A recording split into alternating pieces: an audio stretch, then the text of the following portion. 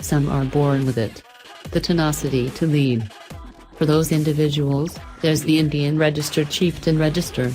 A menacing style with an open front fender that reveals a 19-inch, blacked-out front wheel. With 100-watt premium audio system and industry-leading, 7-inch touchscreen display. At the heart of it all, the Thunderstroke registered 111V twin engine. An award-winning power plant that fuels the soul of both bike and rider. Details.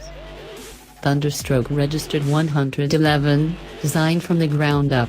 The Thunderstroke registered 111 is a powerful, award-winning engine with legendary features inspired by the Power Plus motor of the 1940s. Multi-directional fin valve covers, downward-firing exhaust, large, parallel push rod tubes, organic, asymmetric fin styling, right-hand drive, right-hand cam cover, classic 2/3 head-to-cylinder neck down.